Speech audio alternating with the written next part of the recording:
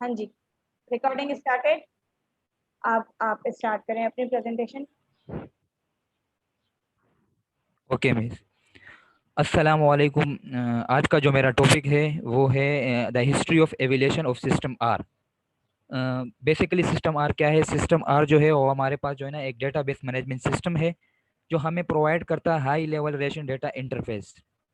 और इसमें जो है हमारे पास जो है हाई लेवल के इंडिपेंडेंस आइसोलेशन होते हैं एंड यूज़र के लिए, जो है हमारा जो एंड यूज़र होते हैं वो डेटा को मैनेज कर सके। और इसमें कुछ हमारे पास जो फीचर्स हैं वो है ऑथराइजेशन हो गया, जैसे इंटीग्रेटर हो गया, असर्शन हो गया, ट्रिगर वगैरह, ट्रांजैक्शन, ये सारे जो फीचर्स है ये इसमें इंक्लूडेड है, जिससे हम अपने डेटा को जो है ना मेंटेन कर सकते हैं और कंसिस्टेंसी शेयर अपडेट और शेयर अपडेट इन्वायरमेंट कर सकते हैं, यानी अपडेशन कर सकते हैं। और प्रेजेंट टाइम पे इस पे जो है ना इम्प्लीमेंट डिज़ाइन पर जो है इम्प्लीमेंट किया जा रहा है। इसके बाद जो है हमारे पास आता है मॉडर्न सिस्टम। मॉडर्न सिस्टम जो होते हैं वो एक हाई यूज़र इंटरफेस होते हैं और उसमें जो है हमारे पास NCT bits of pointers arrays वगैरह यूज़ होते थे। और ये जो है इसमें जो हमारी इंफॉर्मेशन होती है उसको एक तरफ यानी सिस्टम के अंदर एक तरफ कर देती है। और फिर जो है हमारे पास इसमें रेशनल डेटा मॉडल आ जाता है। रेशनल डेटा मॉडल जो है वो प्रपोज किया था ईएफ कोड ने इन 1970 में। और 1970 में किया था। और इसमें जो है हम दो तरीकों से डेटा को स्टोर करवाते हैं। जैसे कि आपको ये जो दो टेबल नज़र आ रहे हैं पार्ट्स का और सप्लायर्स का, इसको जो है हम लोगों ने ये दो हमारे पास अलग अलग टेबल्स हैं। और फिर जो है ना हम लोगों ने इसको लिंक करके जो है ना सेट कर दिया है पूरे एक टेबल में, यानी टुगेदर कर दिया है पूरे इन सब डेटा को। अब आते हैं हमारे पास की गोल्स। जो सिस्टम आर के जो की गोल्स है वो जो है हमारे पास ये है कि अब इसमें से ज़्यादा यूज़र्स को प्रोडक्टिविटी और डेटा इंडिपेंडेंस, जो मतलब उस डेटा को मैनेज कर सकते हैं और अपने डेटा को इजीली इसमें रख सकते हैं। To support different types of data use including programming transaction and hoc queries and reporting. इसमें जो है हम लोग जो है एक प्रोग्रामिंग ट्रांजैक्शन भी हमारे पास होती है, प्रोवाइड करती है सिस्टम आर डेटाबेस के अंदर। और ये जो है इसमें जो है हम लोग जो अपनी टेबल्स होते हैं, इंडेक्सेस होते हैं, उसको बहुत तेज़ी के साथ जो है ना आसानी के साथ इसमें हम जो है ना डेटा को अपनी ट्रांजैक्शन को इजीली जो है ना ऐड करवा सकते हैं। और डेटा को जो है हम लोग रिमूव करवा सकते हैं। और जो है बगैर किसी सिस्टम स्टॉप के बगैर जो है ना हम ये सब कुछ कर सकते हैं। और ये जो है हमारे जो कन्क्यूरेड यूज़र होते हैं ना, डेली जो ट्रांजैक्शन करते हैं उसको सिक्योरिटी प्रोवाइड करते हैं। और उसके जो अपडेट उसको जो है ना अपडेशन उसमें हो रही थी वो भी सब प्रोवाइड करती है। To provide means of recovering the. और इसमें जो है इस पॉइंट में जो है ना वो ये कह रहा है कि जैसे हमारे मेन मेमोरी में जो हमारा डेटा होता है, इंफॉर्मेशन होती है, वो अगर लॉस हो जाए तो उसको रिकवर करने के लिए भी जो है ना हम रिकवर कर सकते हैं। फिर इसमें हमारे पास हिस्ट्री आती है। हिस्ट्री जो है ना इसमें हम लोगों ने 3 पार्ट्स में डिवाइड की है। फेज़ 0 1974 से लेकर 1975 तक ये चला है। और इसमें जो है इम्प्लीमेंट किया था एसक्यूएल स्ट्रक्चर क्वेरी लैंग्वेज को। और इसके एट अ टाइम एक यूज़र इसको एक्सेस करवा सकता था। और इसको जो है ना काफ़ी सेवरल एरियाज में जो है ना इसको अलाउंस भी किया था, लेकिन इसको उसके बाद भी जो है ना रद्द कर दिया गया। इसके बाद जो है ना हमारे पास फेस वन आता है, यानी 3 पार्ट्स है हमारे पास इसमें। फिर हमारे पास आता है फेस वन। फेस वन जो है 1976 से लेकर 1977 तक चला। और इस ऑफ सिस्टम यानी इसमें जो है ना इसके डिज़ाइन और कंस्ट्रक्शन पर काम किया गया कि उसको ज़्यादा से ज़्यादा यूज़र इस्तेमाल कर सके। इसी तरह फिर हमारे पास फेस टू आता है जिसमें जो 1978 से लेकर 1979 तक चला है। और इसको जो है एक्चुअली यूज़ किया जा रहा है और रिसर्च से काम भी किया जा रहा है और एक्सपेरिमेंट भी किए जा रहे हैं और दूसरे साइड से हेल्प भी ली जा रही है। इसके बाद वो है use relation access method call XRM. इसमें जो है ना एक्सआरएम का यूज करते हैं। एक्सआरएम जो होता है वो सिंगल यूजर एक्सेस मेथड होता है जो हमारे लॉकिंग और रिकवरी को कैपेबिलिटीज और इश्यूज को देखता है। फिर हमारे पास आता है इंटरप्रेटर प्रोग्राम, जो हमारे स्टेटमेंट्स होते हैं या जो हाई स्ट्रक्चर लैंग्वेज के जो क्यूरीज उससे हम लोग जो है ना अपडेट्स कर सकते हैं डेटाबेस में, और क्रिएशन कर सकते हैं, जैसे डिलीशन कर सकते हैं, इंसर्शन कर सकते हैं हम लोग अपने डेटाबेस में। फिर हमारे पास फेज 0 में जो है ये आता है कि जो सिस्टम, इसमें हमारे पास फेज 0 में जो है, इसका जो फेज 0 का जो पार्ट 2 है, इसमें ये है कि इसमें जो है हम डेटा अपने डेटाबेस में एक सिस्टम कैटलॉग जो है ना वो स्टोर करवा रहे हैं, जो हमारे डेटा को खुद मेंटेन कर रहा होता है, और वो बहुत स्ट्रांगली, यानी जो बहुत जो है ना मजबूती के साथ जो है ना XRM उसको फेज 0 का पार्ट 3 आता है हमारे पास। इस पर इसमें जो है हमारे हमें काफ़ी मुश्किलात होती हैं इसके डिज़ाइन में, और इसके जो एल्गोरिथम्स होते हैं उसको स्ट्रक्चर क्यूरी के लैंग्वेज की मदद से हम लोग एफिशिएंट तरीके से एग्जीक्यूट करवाते हैं। और इसमें जो है हम लोग कम से कम जो हमारे टपल्स होते हैं यानी रोज होते हैं, उसको हम लोग एक क्यूरी की मदद से रिट्रीव करवाते हैं। ये एक अच्छा आइडिया था, लेकिन इसमें जो है स्ट्रक्चर क्यूरिंग को डिस्कार्ड कर दिया गया, और इसको ऐसे प्रोवाइड किया गया कि जो हमारे टेबल हो उसको न्यू टेबल्स हो उसमें जो है हम लोग खुद एक ऐसा प्रोग्राम एनालाइज करें जो खुद सब चीज़ों को मेंटेन कर सके, और उसमें जो हमारी इंफॉर्मेशन होती है उसको कन्वीनियंस और सही तरीके से जो है ना उसको मेंटेन कर सके।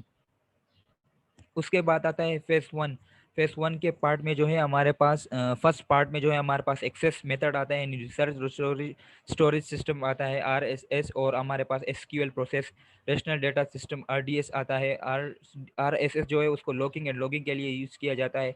RDS does authorization and access path selection है, ये हमारे पाथ को सेलेक्ट करता है। और RSS was design to support multiple configured user, और इसको डिज़ाइन किया है जो हमारे जो डेली बेस पे जो यूज़र्स होते हैं उसके लिए ये डिज़ाइन किया गया था।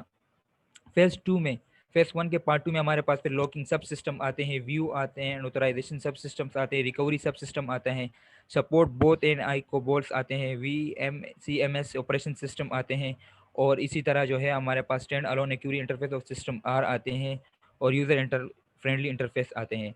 RSS एक्सेस पाथ, RSS जो है ना वो हमारे डेटा को स्टोर करता है अलग अलग को, यानी रिकॉर्ड को जो है ना स्टोर करता है अलग अलग, और रिकॉर्ड बिकम इन लेंथ, और इसकी जो लेंथ होती है और जो हमारा जो डेटा होता है उसको XRM के मेथड से जो है ना उसको हम लोग इश्यूज को जो है हम लोग देख रहे होते हैं, सेट कर रहे होते हैं।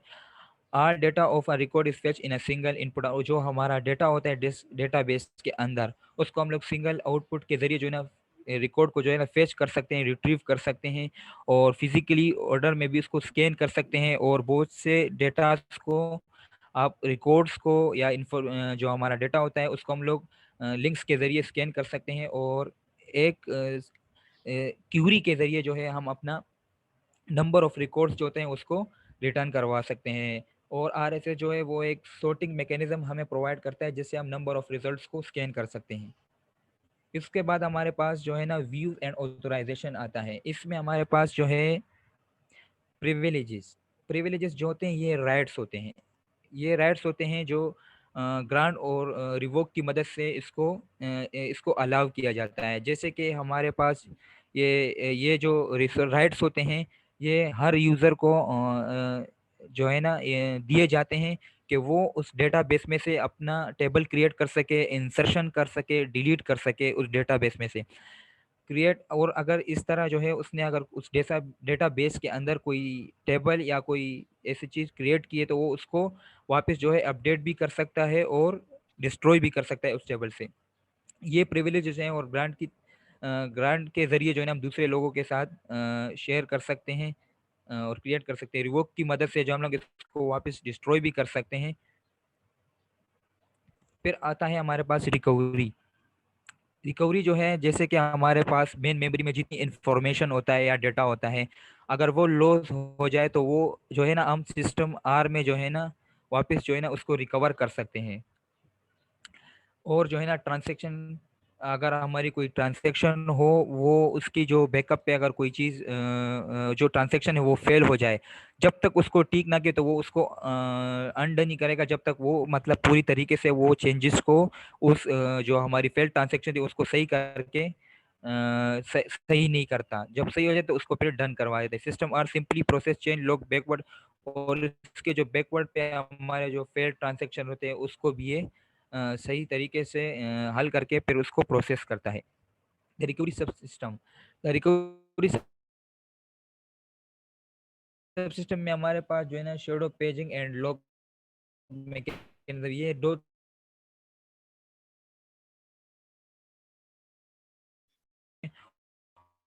और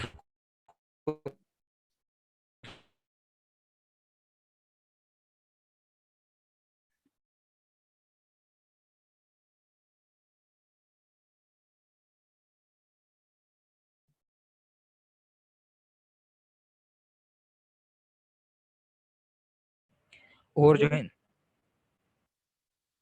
जो है ना ये इससे हम लोग जो है ना आसानी से अपडेशन भी कर सकते हैं और सेवरल पेज ऑफ इवेंट्स करके जो है ना शेयर कर सकते हैं।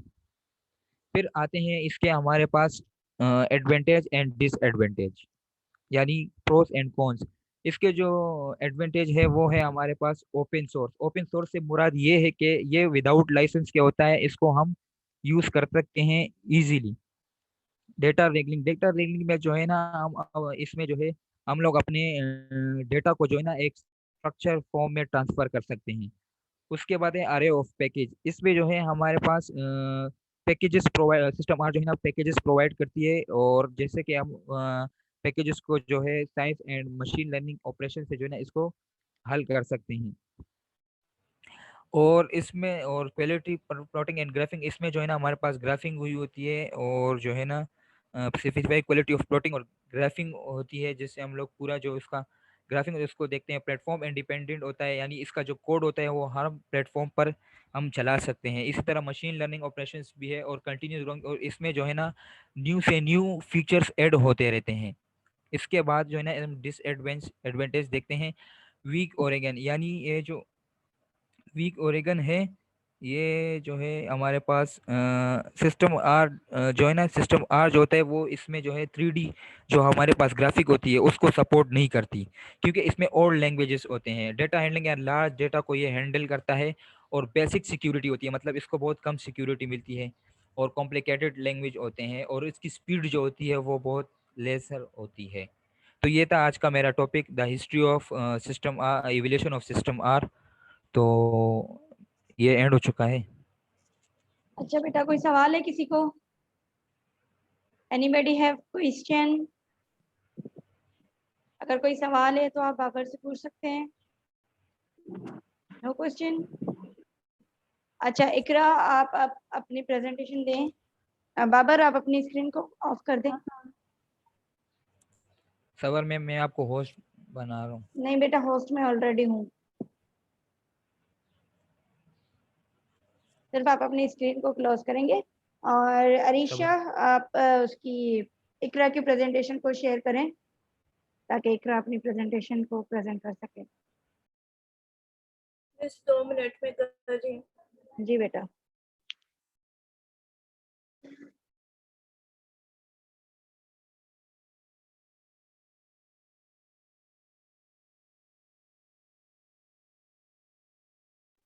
मैं स्क्रीन शेयर कर सकती हूँ? हाँ हाँ बेटा, करें ना।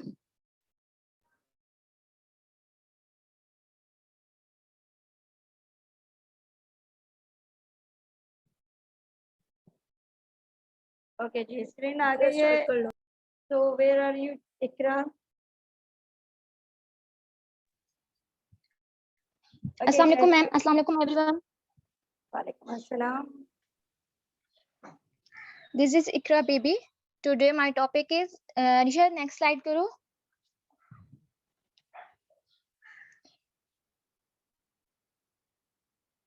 मेरा जो आज का टॉपिक है वो फायरबेस पे है, लेकिन फायरबेस के जो मेन टॉपिक है उन पे है डेटाबेस, स्टोरेज एंड होस्टिंग। मेरे जो मेन टॉपिक है वो है real time database, storage and hosting. Next. और आज हम जो मैं मजीद बात करूंगी वो रियल टाइम डेटाबेस के अंदर भी 3 पार्ट है मजीद, जो है real time, offline, accessible.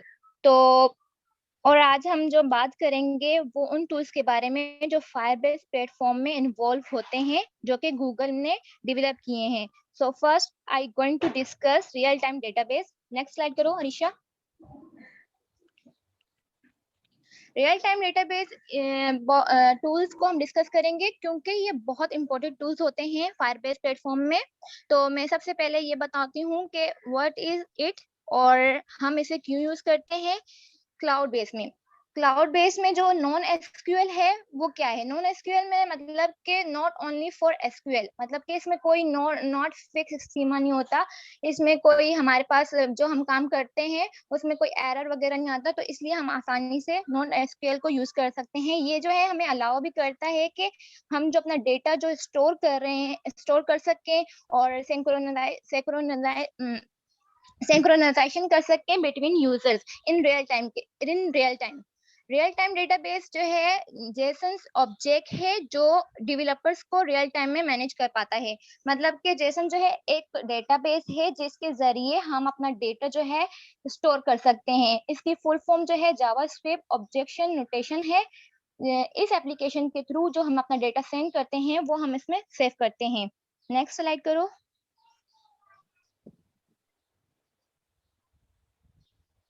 Offline, अच्छा मैं बताती हूँ कि ये क्या वजह है कि ये बहुत पॉपुलर है और सिक्योर है और ये ऑफलाइन को जो है सपोर्ट करता है।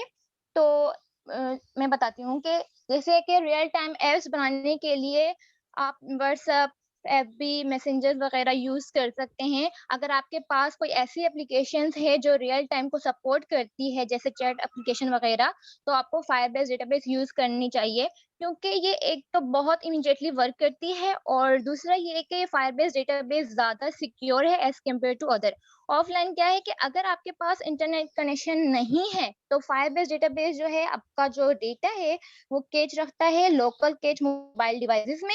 जब आप ऑफलाइन होते हैं और जब आप ऑनलाइन होते हैं तो ये क्लाउड में आपका डेटा सिंक्रोनाइज कर देता है। यही वजह है कि ये ऑफलाइन में भी वर्क करता है। हमें फायरबेस यूज करनी चाहिए क्योंकि ये आपके जो एप्स होती हैं उनको अपडेट रखता है, न्यू फीचर के साथ सिक्योर रखता है। और नेक्स्ट स्लाइड। ये जो है एक्सेसिबल है, मतलब जो ये जो सामने डिवाइसेस नजर आ रही हैं ये फायरबेस जो है इन डिवाइसेस में एक्सेसिबल है, इन डिवाइसेस में काम कर सकता है। नेक्स्ट, अब बात होती है कि फायरबेस स्टोरेज। फायरबेस को एक साइड पे रखते हैं। स्टोरेज के मीन्स क्या होती है कि स्टोरेज मतलब सेव करना। हम कोई भी चीज स्टोर करते हैं, सेव करते हैं, तो फायरबेस में स्टोरेज कैसे होती है? वो 3 तरह से होती है। एक होती है रोबस्ट, सिक्योर, स्केलेबल। तो रोबस्ट क्या होती है? नेक्स्ट के रोबस्ट मतलब रुक जाना है, एक जगह रुक जाना, मतलब कि जो आपने अपलोड किया है या जो डाउनलोड किया है आपने, अगर आप ऑफलाइन भी हो गए तो जब आप ऑनलाइन होंगे तो दोबारा आप वहीं से रीस्टार्ट करेंगे। ठीक है जी। इस तरह क्या होगा कि आपका जो टाइम, यूजर को जो टाइम वेस्ट नहीं होता, आपको वहीं से स्टार्ट करना पड़ता है जहां से आपने डाउनलोड या अपलोड वगैरह छोड़ी थी, वहीं से आपको स्टार्ट कर लेना पड़ता है। नेक्स्ट मेरे पास है सिक्योर। सिक्योर जो है क्या है कि इसमें जो है सिक्योरिटी इस तरह से होती है कि आप अपने हिसाब से सिक्योरिटी रख सकते हैं। ऑथेंटिकेशन होती हैं आपके पास कि आप किसको अलाउ कर, किसको चाहे अलाउ कर सकते हैं। मतलब कि आपके पास सिक्योरिटी अवेलेबल होती है कि जिसको आप अथोराइजेशन देना चाहें उसको दे सकते हैं, जिसको नहीं देना चाहें वो नहीं दे सकते। तो इसमें जो आपका डेटा है वो सिक्योरली जो है डिलीवर भी होता है। नेक्स्ट मेरे पास स्केलेबल है। स्केलेबल क्या होता है कि ये जो है ना आपका स्केलिंग ऑपरेशंस को संभालता है। मतलब कि जो आपने डेटा जिस हिसाब से डिजाइन किया होता है उसको एक तो मैनेज करता है और उस हिसाब से स्केलिंग रखता है, मतलब लिमिट में रखता है कि आपने जो जिस हिसाब से डेटा की स्केलिंग की हुई होती है, लिमिट की हुई होती है, उस हिसाब से स्केलिंग ऑपरेशंस को परफॉर्म करता है। नेक्स्ट मेरे पास है होस्टिंग, फायरबेस होस्टिंग। तो फायरबेस होस्टिंग में जो है 4 मजीद है। होस्टिंग मतलब कि होस्ट करना, अपनी वेबसाइट को होस्ट करना। किसी के लिए आपने अपनी वेबसाइट होस्ट की तो उसमें इन्होंने 4 ऑप्शंस दिए हैं। एक है सिक्योर कनेक्शंस, एक है fast content deliver, rapid development, one click roll back. तो हमारे पास जो है सिक्योर कनेक्शंस क्या है कि सिक्योर कनेक्शंस में, नेक्स्ट करो ऋषा। सिक्योर कनेक्शंस में ये है कि यहाँ पर यूज हुआ है एसएस सर्टिफिकेट। एसएस सर्टिफिकेट का मीनिंग ये है कि जो आपकी वेबसाइट है उसकी पहचान क्या है, ये उसकी पहचान करवाता है एक तो, और दूसरा आपका जो डेटा होता है वो सिक्योरली डिलीवर होता है। और क्या नाम है, इसमें आपको कोई इश्यूज नहीं होते, कोई प्रॉब्लम्स नहीं होती। आपका डेटा जो है कंटेंट जो आपका डिलीवर होता है वो सिक्योरली डिलीवर हो जाता है। नेक्स्ट मेरे पास है fast content deliver. Fast content deliver मतलब कि यहाँ पर 2 वर्ड्स यूज हुए हैं, एसएसडी, सीडीएन। सीडीएन की जो मीनिंग है वो ये है कि आपका जो वेब पेज है ना, उस पे जो लोड हो जाता है, अक्सर बहुत लोडिंग हो जाती है, हम लोग सर्च कर रहे होते हैं तो वो बहुत जो है सर्चिंग में चल रहा होता है। तो ये एक तो सीडीएन जो है आपका जो वेब पेज पे जो लोड हो रहा होता है उसको एक कम करवाता है। और दूसरा फास्ट कंटेंट डिलीवर ये है कि आपके पास जो कंटेंट होता है एक तो फास्ट डिलीवर होता है, और इसमें हम आप ना चेक भी करवा सकते हैं, बैकएंड पे जाके आप चेक करवा सकते हैं कि अगर आपका कोई डेटा जो है अनयूज है, आपको यूज में नहीं है, तो आप उसको एलिमिनेट भी कर सकते हैं। और इस तरह आपका डेटा जो है फास्ट भी होगा और आपके जो वेब पेज है उस पर लोडिंग भी कम होगी। नेक्स्ट मेरे पास है रैपिड डेवलपमेंट।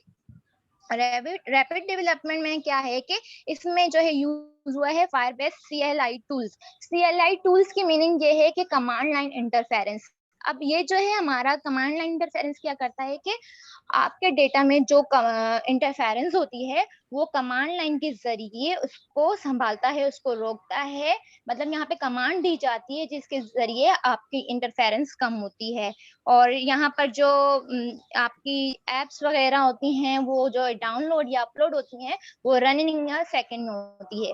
और जो है लास्ट मेरा है वो roll back, one click roll back है। वन क्लिक रोल बैक का मतलब ये है कि जो है ये फायरबेस होस्टिंग का एक फ्यूचर है जो आप अपनी हिस्ट्री मतलब कि आपकी जो पुरानी हिस्ट्री होती है उसमें रोल बैक करवा सकता है। मतलब अगर आपकी कोई चीज गलत हो गई है या फिर अनयूज है या फिर इस तरह से कि आपको यूज नहीं है, तो आप रोल बैक में जा सकते हैं और आसानी से जो है अपना जो पुरानी हिस्ट्री है उसको चेक कर सकते हैं, मैनेज कर सकते हैं।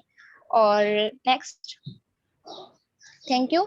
ये था मेरा आज का topic, Firebase database, data storage, hosting with Firebase.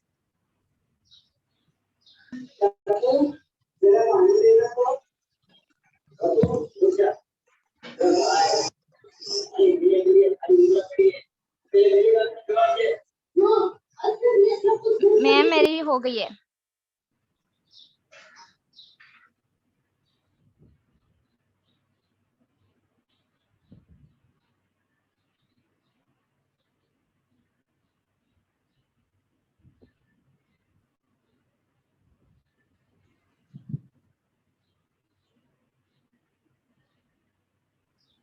Ma'am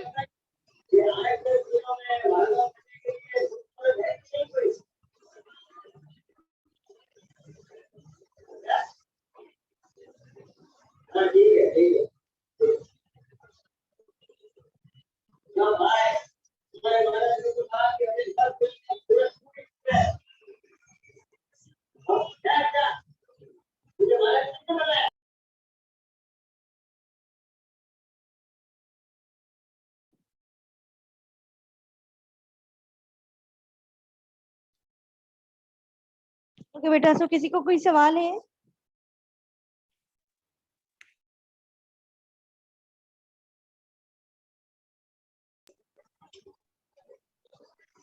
hello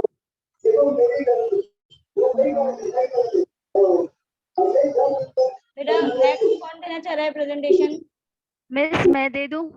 ma'am मैं दे दूं? लारे जवेरिया कौन? मिस मैं दे दूं? टीना? मिस लारेब की दे दें क्योंकि हम लारेब की मैं शेयर कर रही हूँ। अच्छा चलें ठीक है, लारे आप स्टार्ट करें। Thank you ma'am. Screen share कर दें अरीशा। जी मिस मैं मेरे पास आवाज क्यों नहीं आ रही?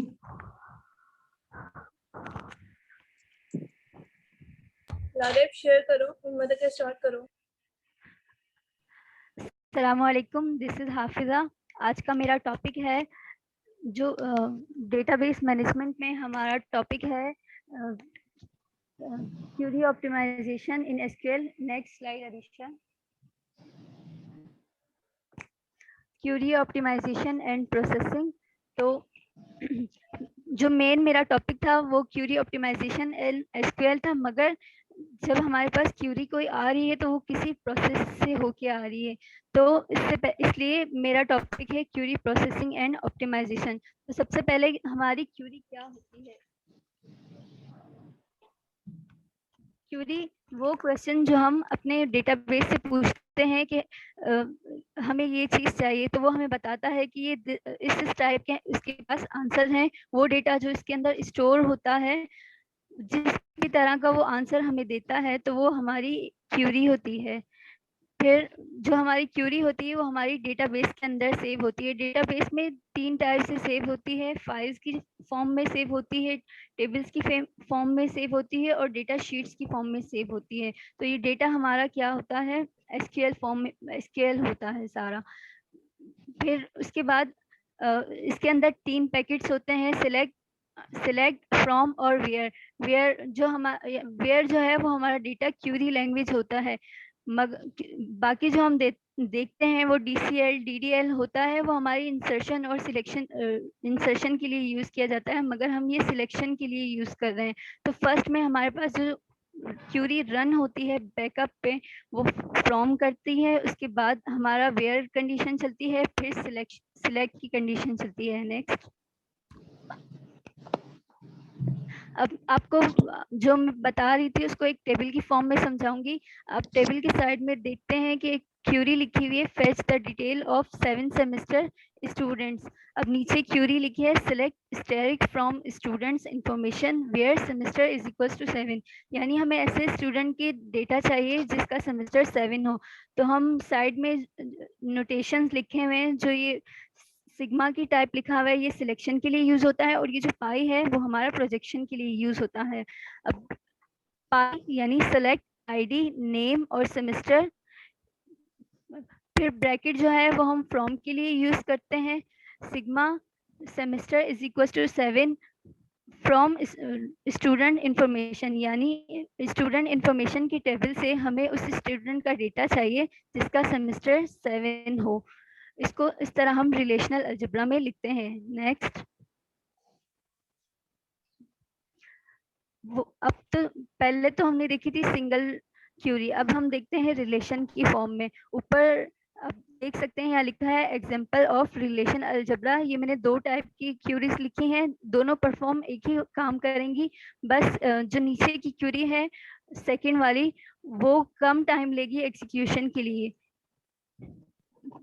उसके बाद मैं जॉइन की एग्जांपल में आ जाती हूँ, जो हमारे पास थर्ड है, इसमें बताएगा। प्रीवियस स्लाइड करो ऋषा। थर्ड क्यूरी है वो हमें बता रहा है सिलेक्ट आईडी नंबर। आप देख सकते हैं कि डिटेल की टेबल में हमारे पास कोई भी नंबर नहीं है, तो यानी हम किसी दूसरे टेबल से ही नंबर ले रहे हैं। तो ये जो ब्रैकेट लगाया है हमें फ्रॉम की कंडीशन बता रहा है। Select name is equal to BDA, यानी हमें इस स्टूडेंट का नेम चाहिए जिसका नाम है BDA, कौन से टेबल से, डिटेल, और उसका नंबर भी चाहिए। तो इसलिए हमने जो आपको बीच में साइन नजर आ रहा है, ये ज्वाइन के लिए यूज किया जाता है। डिटेल और टेबल बी के दरमियान हमने ज्वाइन लगाया है, तो फिर इस तरह ये हमारी ज्वाइन की कंडीशन। आप कोई भी join, outer join, inner join use कर सकते हैं, मगर मैंने यहाँ जो आपको रिलेशनल अलजेब्रा में बनाकर बताई है, ये हमारी सिंपल ज्वाइन की क्यूरी है। नेक्स्ट,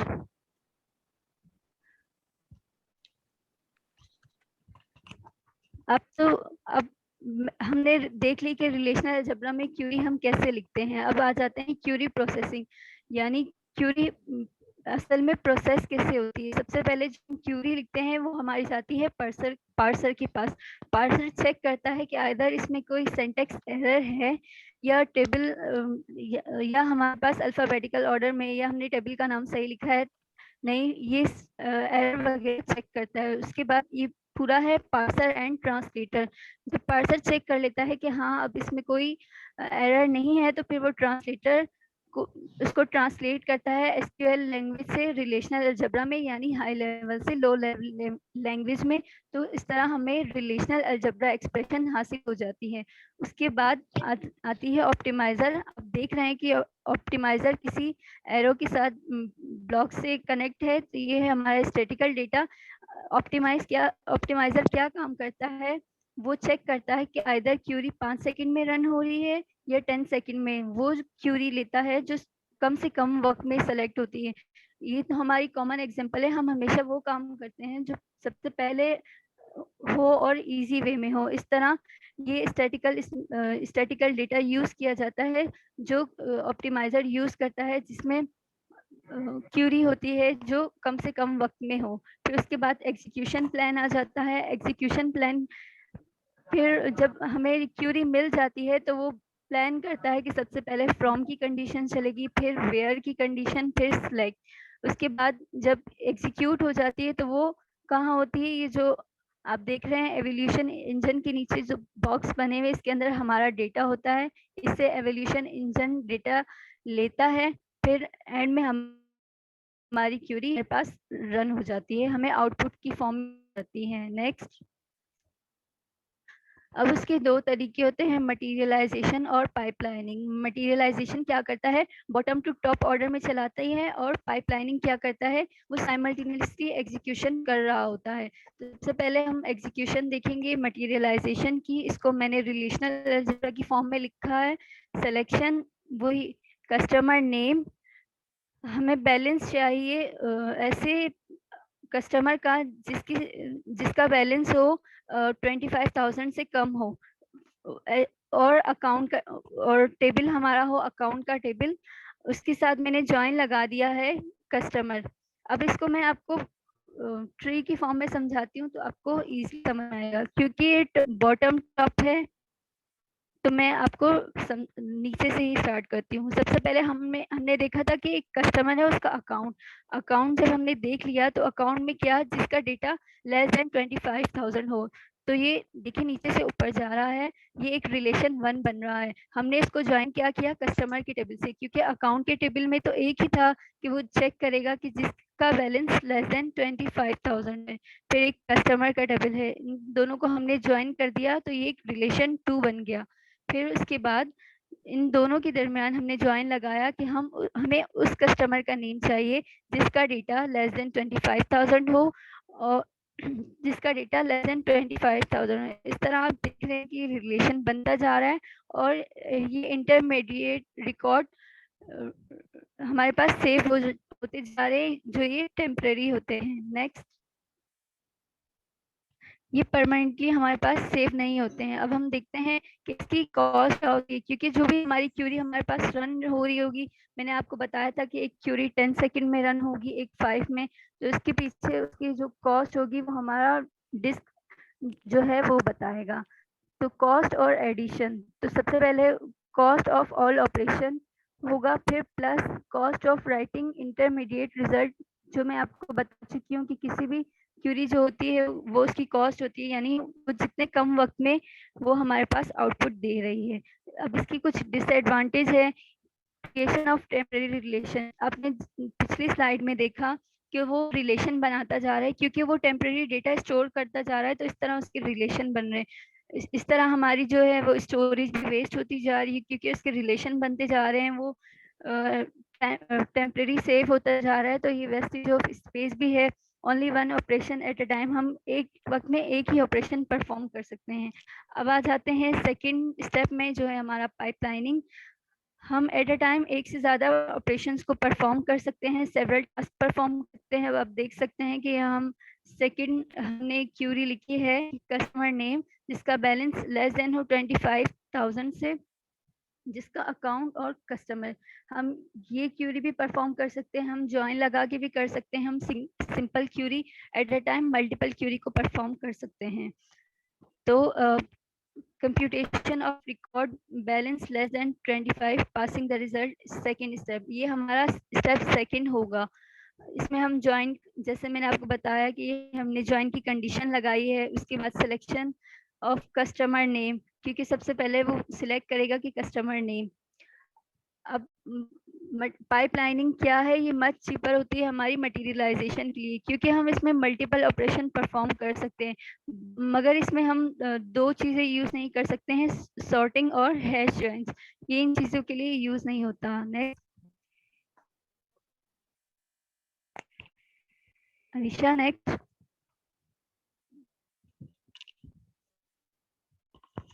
अब आते हैं क्यूरी ऑप्टिमाइजेशन, जो हमारा मेन टॉपिक है। क्यूरी ऑप्टिमाइजेशन क्या, मैंने आपको पहले भी बताया था, ऑप्टिमाइजेशन में हमेशा वो चीज़ होती है जो कम से कम वक्त ले और आउटपुट फौरन दे दें। The process of selecting the most efficient query evolution from available possible plan for processing a given query. अब आप देख सकते हैं कि हमारे पास टू फेज है, selection of an expression, evolution to given expression more efficient, यानी वही बात जो सबसे एफिशिएंट हो, कम वक्त में हो, selection of detail strategies, choosing algorithm setup, यानी जो एक प्लान के साथ हमारे पास हमें आउटपुट दे रही है। अब नीचे एग्जांपल है उसकी, find the name of all customer who have account at any branch location eight Karachi. अब देख सकते हैं कि मैंने नीचे दो क्यूरीज लिखी हैं, दोनों क्यूरी सेम चीज बता रही हैं, बस उनके दरमियान हमने डिफरेंस किया है कंडीशन का। आप देख सकते हैं कि फर्स्ट में बता रहा है कि select the customer name from branch, branch जो है वो सिटी कराची की है, जहां ब्रांच में वो ज्वाइन लगा रहा है अकाउंट और डिपोजिशन के दरमियान। तो ये क्यूरी रन होने में थोड़ा टाइम ली इस बनिस्बत सेकंड वाली क्यूरी के, क्योंकि हमने ब्रांच को सेपरेट कर दिया है और अकाउंट और डिकम्पोजिशन के दरमियान, डिपोजिशन के दरमियान ज्वाइन लगा दिया है, इसलिए ये हमारा लेस नंबर ऑफ इंटरमीडिएट, ये क्योंकि हमारा टेम्परेरी डेटा सेव तो होगा नहीं, तो ये हमारा less number of intermediate result देगा। नेक्स्ट, ये जो क्यूरी अभी मैंने आपको बताई थी कि आप इसको ट्री की सूरत में भी देख सकते हैं, इसमें हम क्या ये सिर्फ डेप्थ देखता है, क्यूरी की इंडेक्सेस देखता है, जॉइंस देखता है और इसकी कोस्ट देखता है। हम कौन सा चूज करते हैं जो हमारा बेस्ट केस हो। नेक्स्ट,